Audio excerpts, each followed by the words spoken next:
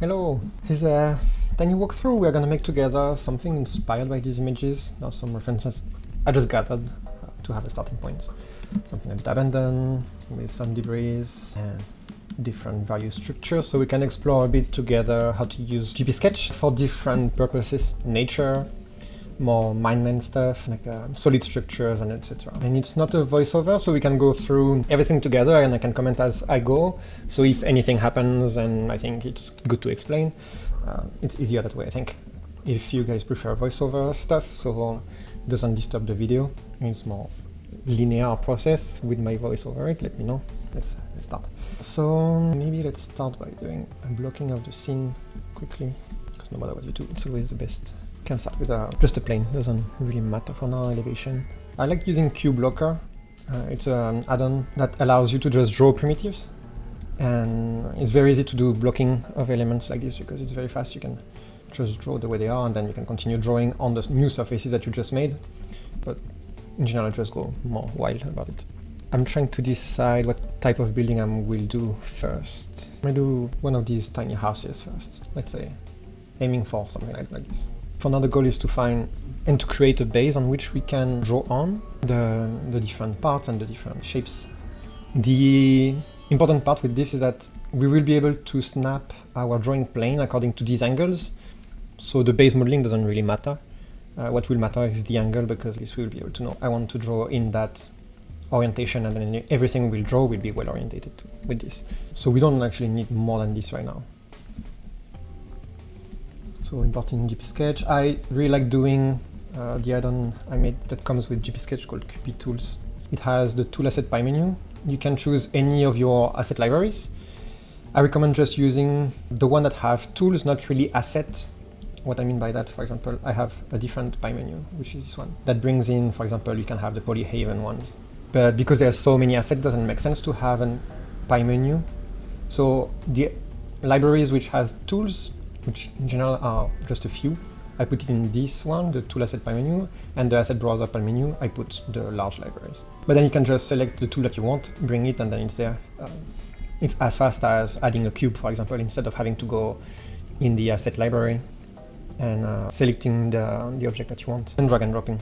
Especially for tools, because so I'm having this question a lot. By default, and most of the time, the libraries, they are set on follow preferences, which is set for append reuse data. It's to save memory, because when you import like large assets, it imports them as an instance and reuse the data.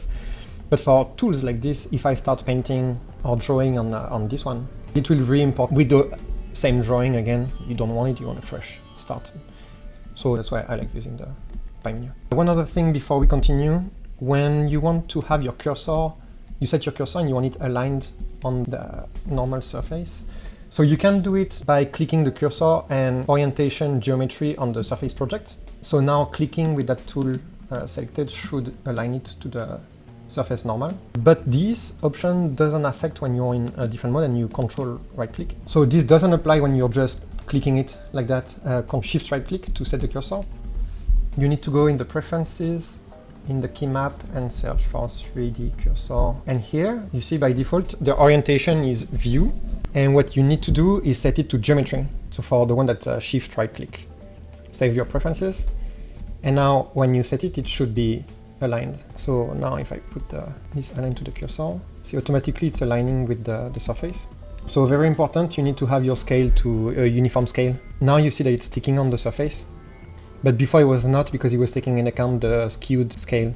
So this is very important to know. So then using GPSketch, I'm gonna go through the basics again, and just so sure everyone is up to speed. You can select any brushes that you want, not necessarily the ones that come with the add-on and the product. You can use absolutely everything, because then the setup is going to take care of the rest.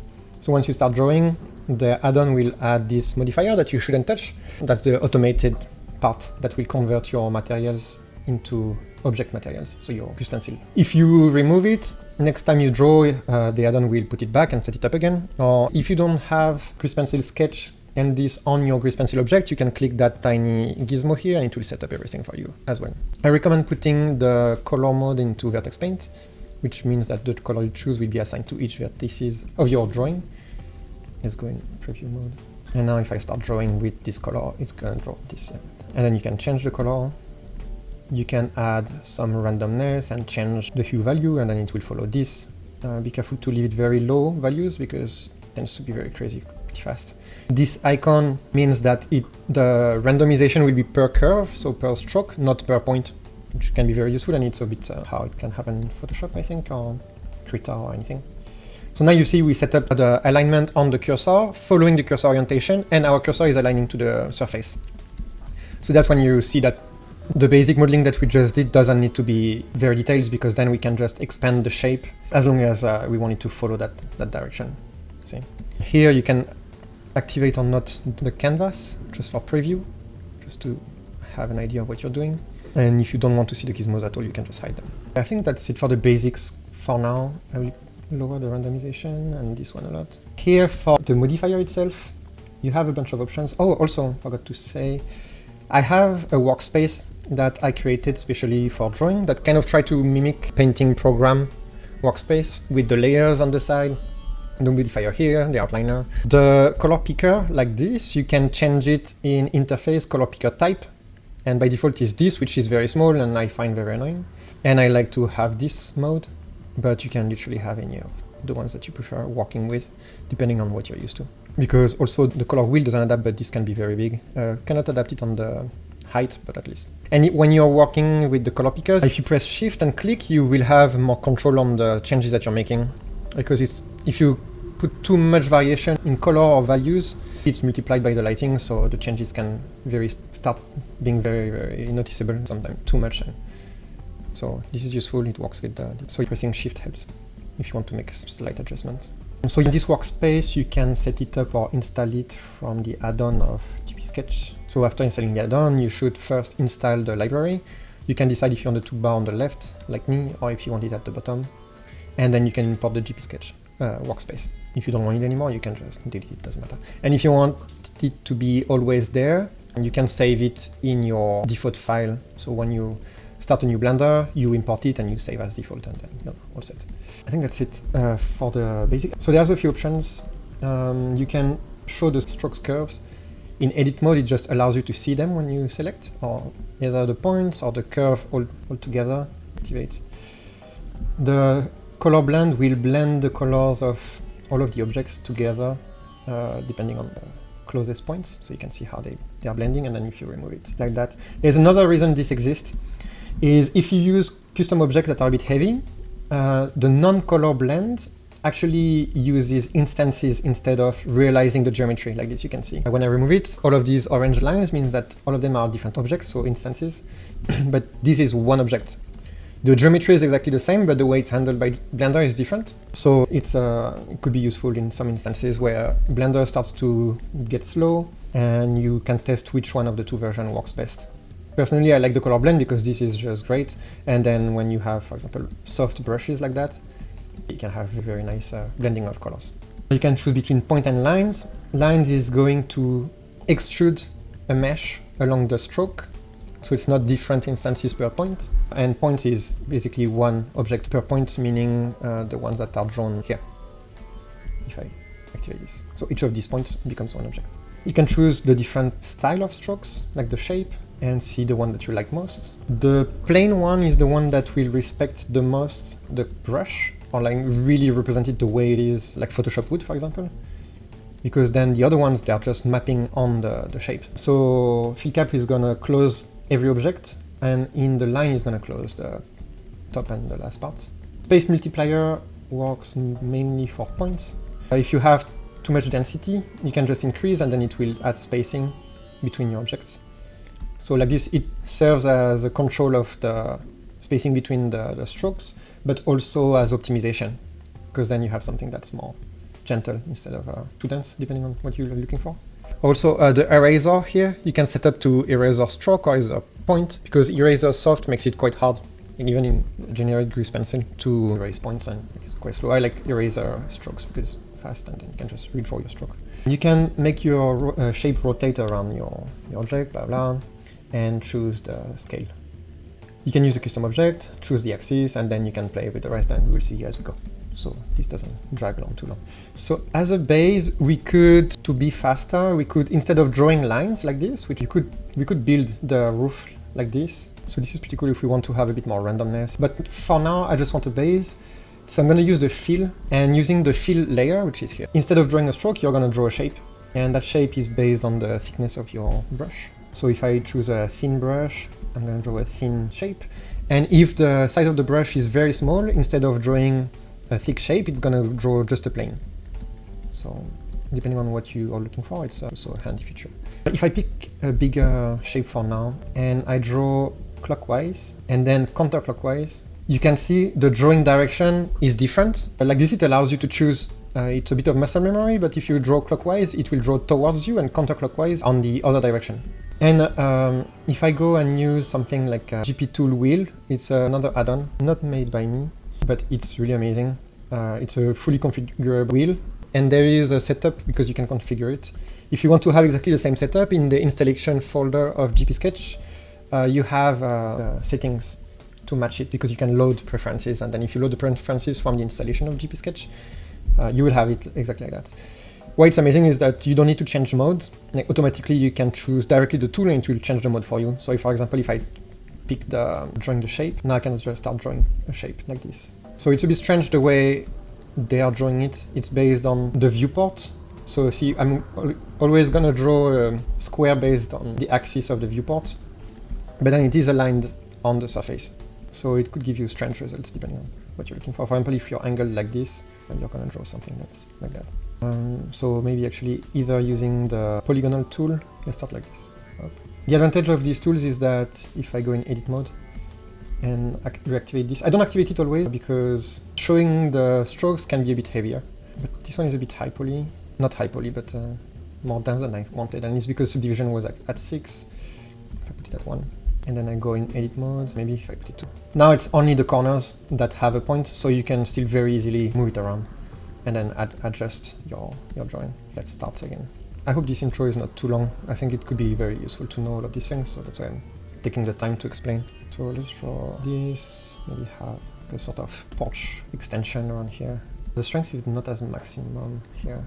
I will just remove the use brush intensity and then it's gonna be just solid. Let's finish that base roof. So here we are painting, that's kind of the goal of this, so you really don't need to be too precise.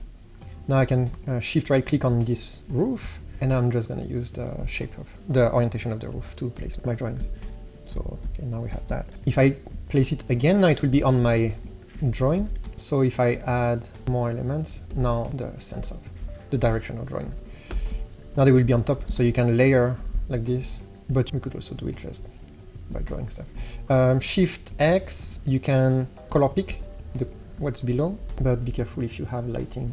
This could influence. The color sampling is affected by the lighting, because then all of these already have lighting there. Let's go with this one. And here, if I want, I have some randomized color, because I will have more points, the randomization of the color will be more visible. But we said we are going to do some corrugated sheets. Because we are painting, it depends on the style that you want to do. Just because here it's also a tutorial, I'm going to use extra features and make my life a bit harder than it should be, just to show you guys. So what you can do, one way of doing it, you can either just create a plane, let's go in edit mode. You can shape it the way you want. Here, select every other edge, and then just move them, and then we could do the trick. You can also bring in either the loft, one of these lofts, so by the asset browser, or you can have them from here. So I will bring it one here. So if I go in edit mode, these are curves, and if I delete the vertex and go in draw mode, and then here I could draw it if you want to have a feeling that's more painted and more irregular. And then here I could duplicate my shape, and what this modifier does is that it will create a shape that will follow. So I need to remove cyclic shape because that doesn't make sense here. Now it looks fine. You can change the resolution for simplification or even just stylistic choice, and choose a material. There's no standard material, I will just create one. One module from the QB tools I use a lot with GPSketch is the material list here, because when you are with a grease pencil object, the material system is completely separated from the object materials, which are the regular materials we'd have on any object. So it's very annoying to have to, if you want to make a change from any of the GPS materials, you need to assign it to an object, select the object, and then go in editor. This, what it allows you to do is just click on the material, open the window, and then you can tweak it like that. So see the material, and then you can just close it. It's very fast. You can create a new material. So if I create a new material, let's say corrugated metal, it will open it automatically after creation, and then it will reference it on the geometry node modifiers. If there is a material entry, it will reference it here. Or it will assign it here, or both, depending on the cases. So this one I imported the curve mode, and there's no vertex color on curves. So what I will do, I will import this icon shows and GP. They all slightly look different, so it can help figure out which one is which. In draw mode, I can delete these ones. So now I can draw like this. And you could draw another one, but you can just select the same one and then move it. I didn't select all of the points, the whole curve, just selected points. And now, instead of using this, I'm going to use the corrugated metal. So the good thing with this modifier is that you can go in sculpt mode and you can move things around, so it's not straight, it's not exactly the same. And you could easily create a lot of variations and different versions like that. And now, so if I go in the corrugated metal, there is a node group that is called GPS colors. It's basically sampling the colors and the opacity from your drawing. So now you can see these colors, and if you just input it in your principal BSDF, let's put the roughness. Now you have something with nice color variation, which would be way more annoying to get to that point. But for now, we're going to use this. And then in Vertex Paint, you can also at any point use a more rusty color and start painting a bit of rust, let's say on this side. It's just an example. But we could do something a bit similar after, so let's keep it like this for now. So then you could just, let's say, instance this in different areas like that and copy it. But what you can also do, I'll make a copy, reduce the scale so big, and maybe make it a bit longer. It doesn't really matter. There is a tool that I made also from the script, is a GP2 mesh, because now you cannot convert grease pencil objects to mesh. So I created this, and you can keep the original, clean unused material, because sometimes when you draw for a while, you can add a lot of unused materials here. So now I have the mesh version. I'm just converting it because it's faster to have a mesh than having the modifier here, but you could definitely just use the GPA version. So I'm importing a new GPS object, and now I will use custom object. I can use inline and use custom object and pick this one. So now what's happening is that when I draw, I put it back on cursor and cursor orientation. When I draw, I need to pick the right direction. You can here change the shape orientation here. And now each time that you make a stroke, you're gonna draw that shape. So now we can very quickly just draw what looks like brush strokes, but that are actually the shape and the corrugated metal. And if there is bugs like this, it's the way drawing happens sometimes. If you go in edit mode and shift click, you are going to smooth your curves. So you can just do this. And then here, let's draw this. And I wonder, will this work? Oh, wow. So because we used in the material, the corrugated metal, we are using the vertex color. The vertex color that we used here is being overridden by the one that is on our sketch here. So now we actually have the opportunity to change the color for each of them and give them a different look, and have or not the color. So let's just draw. I'm continuing drawing, ignoring a bit these weird bugs because I can fix them after that. I can go in edit mode, select all of them. So there's different ways of approaching it. Some people really need to see and want to see the stroke, so you can leave this on by default. Me, I know I just selected everything, so I don't need to see it. I can just lift them up because I know they are selected.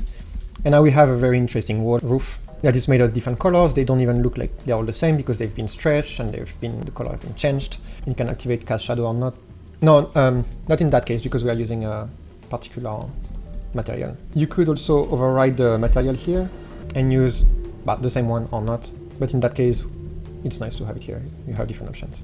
So if I do the same on the other side, because now it's very fast, a lot of preliminary explaining and preliminary work, but now it's just about like drawing. You could also put on the surface the drawing mode. The only thing is that if you want to go outside of the surface, it's gonna match what's below, so it works well as long as you're inside the surface. And if you hover over, you can see that if you shift click, you will enable project onto selected only. And there's a few options that are like this, like the place strokes. Also, they have a few options, so just take a look at the tooltip. So I will keep it on the cursor because in our case it's more useful. I'm going to sample some of these colors to give a variety.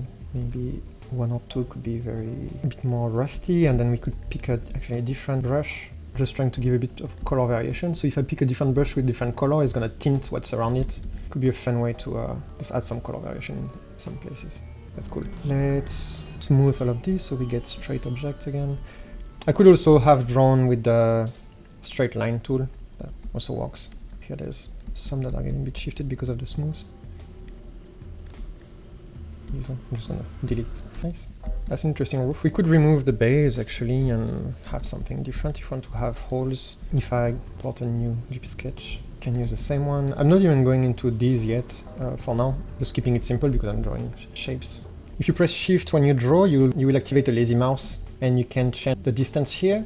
Even if it's not activated, I prefer to have it deactivated because then I can activate it only when I want to. Okay, let's go with this. There's something I don't really like with Grease Pencil for now is that there's no unified color system. So every time you change a tool or you change a brush, you need to set it again. Let's put some of these roughly where I have holes, just duplicate it for the other side. Here in Eraser, if I choose the default one as a point, I can just start erasing smooth points and not have exactly the same one on both sides. This, I don't think it will make a difference, but just to show what's possible. Now let's draw a facade. So now I will select the house, the blocking, and then the GPSketch object and go in drawing mode. So now if I shift click on the surface drawing mode, here it activated project onto selected. I can give it a new offset. And now it means that I can draw, but it will stick to that object. So now what I can do is start drawing. Here, let's see what we do. Let's put lines for now. We're not really using anything fancy. Line, fill cap. I often take a bit of time just to set it up because like this, you know the depth. Now I know I can just start drawing and brighter color and reduce this. And now, so the good thing is when you have project onto selected only, even if you have objects in front, it will only snap to that object. So like this, I can still draw under there. Otherwise, it would just mess up and try to snap on everything. Like he will snap on the mannequin first and all of that. So I'm just gonna draw a bit of smoothing. Then edit mode, what I'm gonna do. I switch often sometimes between the two modes. So this one you're selecting the whole curve at once, and this one you're selecting the points. You can activate the proportional, and let's just scale it. Have this go beyond, and here in draw mode, I can just erase. With Alt S, you can also scale your drawing, your shape. So let's duplicate it here. We won't see this side of the house, but for now.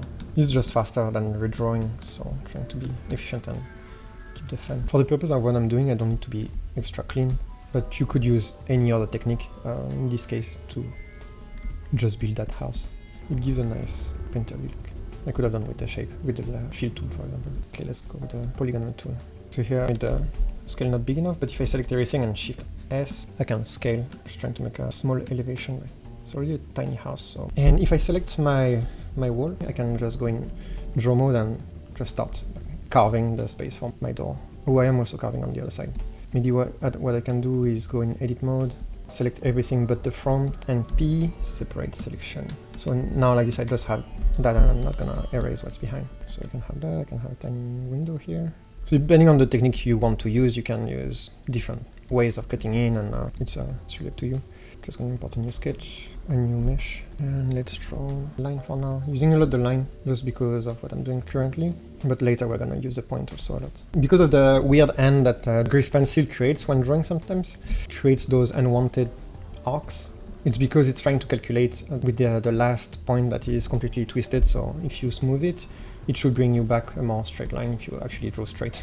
I'm just gonna reuse this, because why not? The stroke eraser mode again. Looks pretty cool from here actually. Looks quite painterly.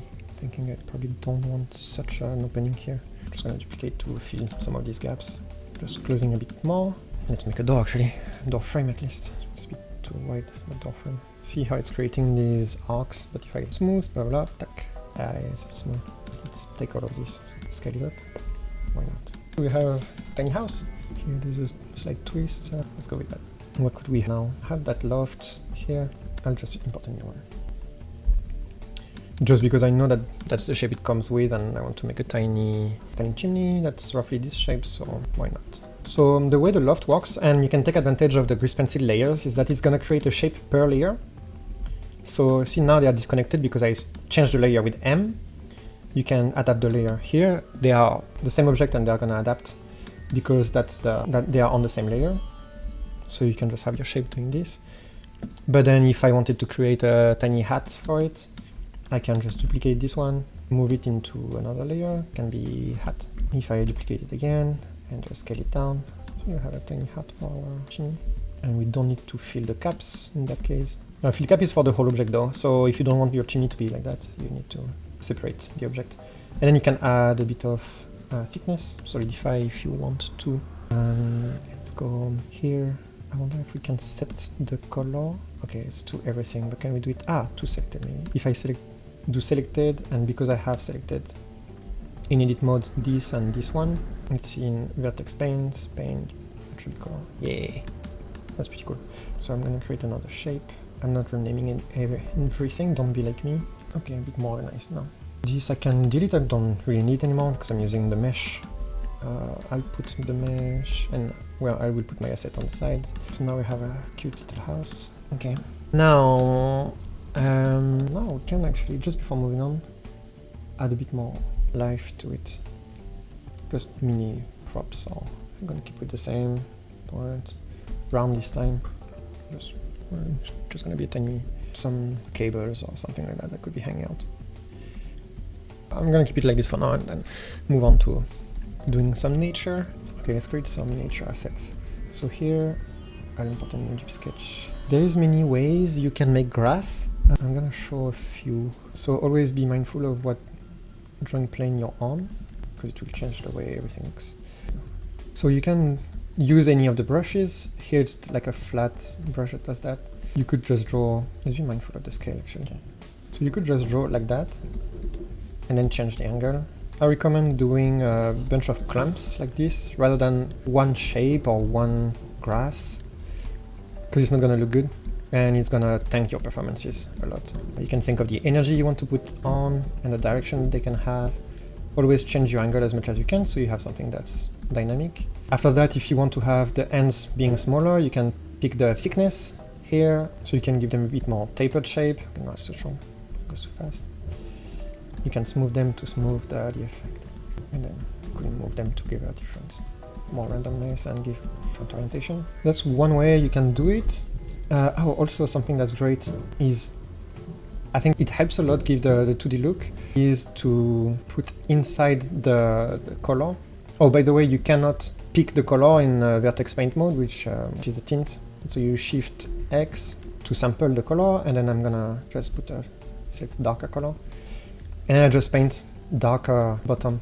It helps a lot the look. Like really think of how you would paint it basically. So at least there's already a sort of like a very nice gradient happening from top to bottom. Make sure your pivot point is at the right place, and maybe I'm gonna drag all of these a bit more down. You can also, if I create another one, use, I don't know, a different brush, depends really on what you're looking for. And you can take advantage of the shape rotation, put it like at 90 degrees.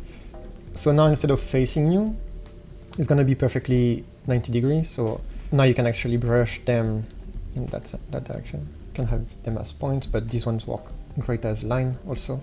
And let's change the thickness. I'm gonna do the same as earlier and just sample one of these colors and darken. Sometimes if you want to experiment also with a different brush, but the material is not here, you could select a different rake. I have a thinner rake here.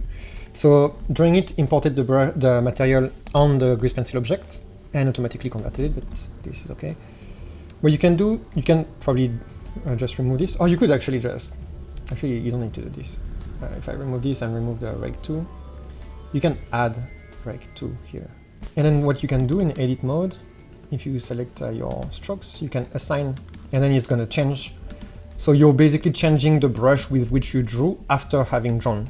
So if I bring in this one, so this one I drew it this time because I haven't drawn with it in this file, so I need to import it and convert it.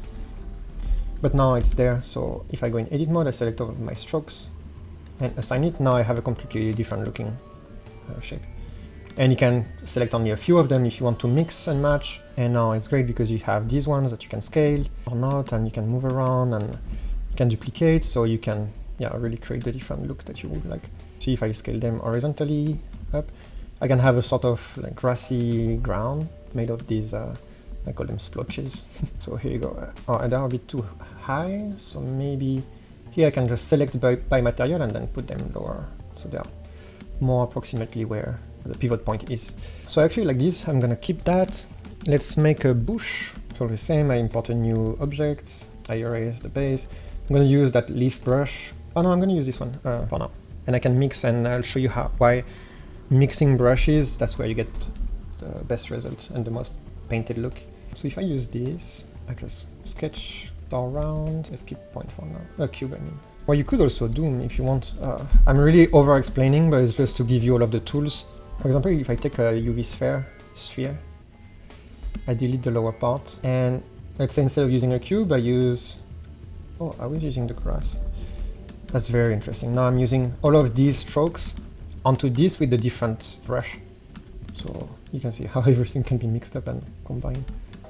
So you can get incrementally more complex if you create a small asset that's, let's say, an individual branch or twig, and then you instance it and then start drawing with it and stuff. But for now I want to use this. So you can have that dome shape, because it has UVs, it needs UVs. You start drawing that dome around. And I have a bunch of randomization, especially rotation. So see, now I'm just drawing with that shape, and I can increase the instance multiplier. You can afterwards add some displacement if you want. Just to show that you can create this as a sort of shape language for the asset you're creating, the drawing. Let's add a random rotation, but in this case it looks a bit strange. What we could do also is only draw on the, only draw on this, like kind of scattering. If it was planes, for example, then you're drawing a shape on that shape. So it's kind of a dome, but with the randomization and the way I'm drawing, it's just messing up with it. So I actually use, in the end, that leaf brush. So by changing the size of the brush, you can have smaller shapes and control a bit the look. That's plane, let's see, round, cube. I think I like plane for now. Let's reshape this with the grab tool to have a bit more of a cube. It's very colored, nice. It's starting to shape well. Let's try one method is to create a new layer. You can have as many layers as you want. The only ones that need to be unique is the fill and boolean, because the names are very important. I'll use this one I call squiggles and yellow, and this one can add a lot of softness into your drawing. And because we have color blend mode applied, everything is gonna blend very nicely. It looks more rich now to have that other layer of brushness and the quality of texture. It looks way nicer than if I deactivate this layer. See, it gives a nice cohesion. We could go one step beyond and add another one. You could do this all in one layer, but like this, you have control over what you want to select. You can here auto lock other layers. So for example, if I auto lock the other ones and select the one with the squiggle and I want to shape it, I'm not gonna mess with the one I already made and I'm happy with. And same if you want to tint it, then you're not gonna tint the other one, you're just gonna tint the squiggle. But because the color blend is activated, they will blend all together after. So if I want to add some hints of saturation here and there, I can have that, and then I love the richness it can give. So here I have something like way more rich in terms of color. Let's go in the last one and try this one. No, I'm just trying to see what I would like. Wow, it's probably just too much, but you never know until you try. I think now we have a really nice bush. Same, be aware of where the pivot point is. Here it's a bit offset, so I'm gonna take everything and move it. Oops, I still have auto lock on. Move everything and place it right above. So now you can keep it like this. You can also convert it to mesh, keep the original. It's useful because if you want to make changes, now you have one version. And if I come and sculpt a different one, let's say I tint it a bit more. I'm gonna tint only one layer also to keep a bit more variation. This one is a bit more yellowish with brighter spots. Now this one I can convert to mesh, and I have now a second variation that looks different but uses the same shape language. It's you know how this works. And you can go on and on. It's kind of a nice way to create a nice biome. And what now I would do, create a bush collection, the grass. I'll make a collection just to make sure. So now I'm gonna use another tool that I made, but you can use any type of scatter object. But I'm gonna use draw scatter to scatter some grass around. Now look at that, very nice grass. Can make it here. See, I'm still using the GPSketch object and it's not lagging yet or too much. I don't know. If I project it on the ground, I'm going to delete this. What do I want? I want some here. Okay, I'm just gonna leave a tiny path and give a bit of for now. It should be good. So you can see now it's becoming a bit slower. I could try to convert it and see if it makes a big difference. I can see now I can move way more freely without having a slowdown, so it does make a big difference. So I'm just gonna duplicate that scatter and use the brush collection. I'm gonna explain how draw scatter works. You can use any scatter that you like. So I think my point of view is going to be from front of the house. I'm trying to think where I'm putting the assets for now, so it looks interesting and doesn't block the view too much. Let's put actually a camera. So we start. What do we want as a composition? Also, now that I can't live without this photographer. It's not exceptional composition. This could be interesting with trees and stuff.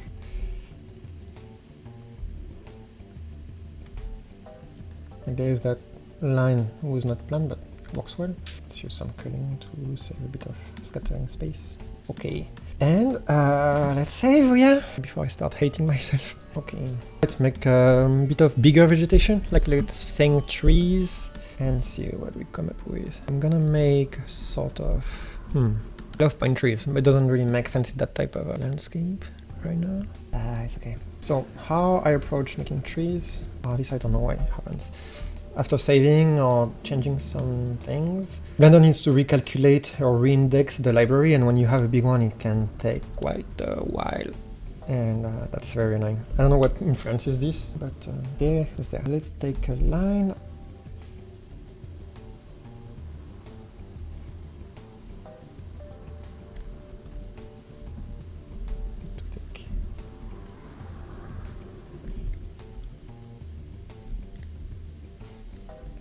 And the good thing is that you can just draw the stroke and then just tweak it afterwards, doesn't matter. You don't need to have the perfect stroke and draw it over and over and over and over like we would do in 2D. Let's make this a bit thinner, a bit thicker at the bottom, and then go back in draw mode. Let's create a new layer for branches, branches, it's fine by me.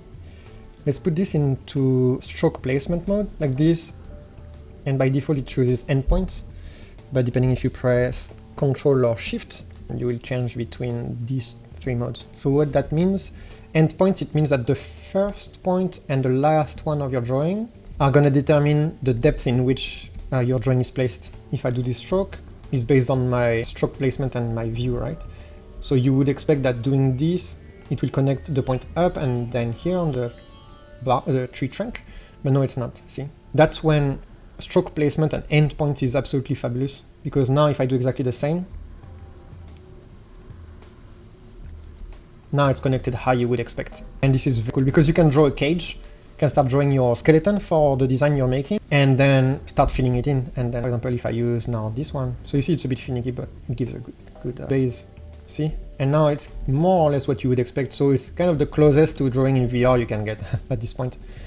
So that's endpoint when you just click. When you control click, it's gonna select the first point. So first point is exactly the same, but only affect the first point. And all points, then it's gonna do it for every time there's an intersection somewhere. And it also matches everything. So yeah, could be useful in certain cases, but it's a bit more tricky, I find. In this case, I'm gonna use first point because I just want to snap on the trunk and then just draw without having to deal with what's around. I'm gonna do this, it will be faster and easier and confuse less the algorithm. Let's draw a beautiful pine tree. Start with this, I can just change the thickness on some of those ends that are a bit thick. Make sure before continuing that my pivot point is correct. Can fill caps, so they are all closed shapes. I'm gonna import a new one. No, I can just duplicate this, go in draw mode or edit mode, select everything and delete. Which brush am I gonna use? I think I want something a bit soft, like this, to make a base. It's a bit too thin, maybe the bristle one.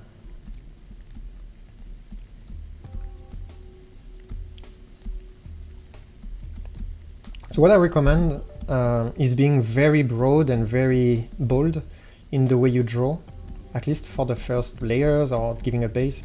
It's going to save you memory and it's going to actually look more like a painting, like 2D, than trying to create every single branches and every single pine and all of the needles of a pine tree, for example. And like this, you can actually put more energy into your drawing than just dealing with actually trying to do all of them. Depends on what you're doing. If you have time to build an asset, then just go for it.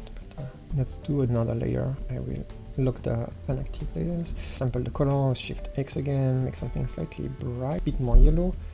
And this time, what I want is to start drawing. I'm just gonna duplicate because I want to change some settings and erase all of that. So now what I wanted to do is to actually scale this on the Z-axis in this case. Because what it allows me to do is just to start drawing the curvature of it, and then the width is, the flat part will be vertical. What I'm gonna do also is hide this one for now, just so I can snap on the tree trunk and not on the extra layer that I made. See how broad, and I'm trying to think of the energy I'm making into the strokes and the balance between the shapes of and the silhouette of the tree. So that's really what I would recommend, because it's more fun and really gives the best results also, I find. Maybe after being very, very used to the tool, there will be different ways of working that pops, but for now I like using this one. And if I reactivate this, they are a bit too different in color. That's where, this I didn't show you yet, you can use this to your advantage and just shift the color per object. This is very, very useful. Actually, thanks to Iris Medi that we have this feature. She just casually asked if it was possible, I had no idea, and then figured out a way, so thanks to her. So you just select one curve, activate this selection in sculpt mode, and then you will not mess with the other ones, just that one curve. So you really have a lot of control. That's a pretty cool tree. So now we have a nice tree. And what I often do, because I don't necessarily want to make all of the trees, is just reuse. I want to create more bushy ones. And we're in 3D, right? Might as well just take advantage. I see how to approach this. It's almost a fit, I think. Something like that. Let's try to add a bit more randomness. Yes, a bit more fuzzy, but that's interesting. And we can maybe change the thickness at the top, just so we end up with more shapes, and thicker one at the bottom. Give it a strong base. That's not bad. I have my two trees. Let's make sure. I'm just gonna replace them because my pivot point is not right. And it's gonna be annoying after. I just like to put them in collections, set the pivot point correctly, because then in instance collection I can just have tree 1, then tree 2, and then those are one object that I can just move around now. I could also instance them, but I think for now I'm just gonna keep like this and think of the composition I want. Let's convert this into viewport for now. And the great thing you should take advantage of is like scaling in Photoshop, is scaling non-uniformly these things, because you can give a lot of dynamics with this, like scaling like that, rotation to hide the repetition. Okay, I'm actually gonna instance this in the back. Okay, I think now it will be time to try something different. I am going to paint the ground, so just create a new material. Not even gonna go to the shader editor, just need an image texture, create a new one, paint the ground, can keep 1024 is okay. Painting mode, and GPS also comes with painting brushes, which are based on the ones for grease pencil.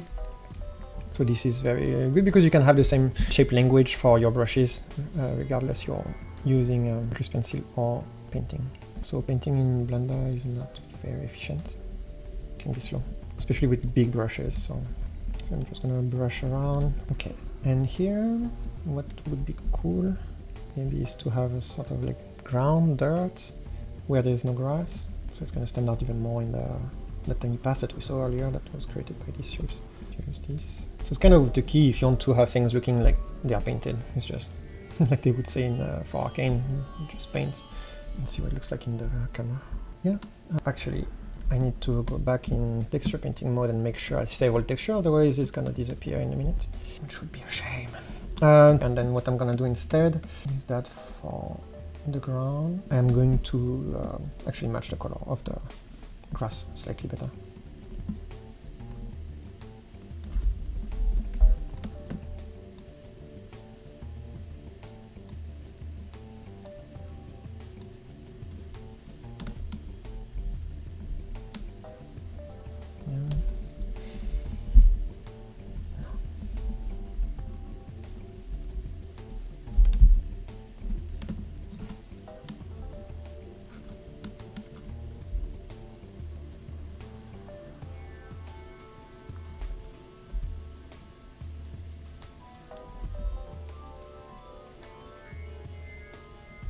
Yeah, maybe like that. We could give some variation in the height and everything, but for now, it's all fine.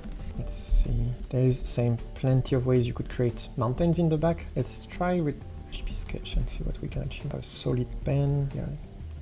Gonna hide a bit some of the scatters for now, just to make my life easier.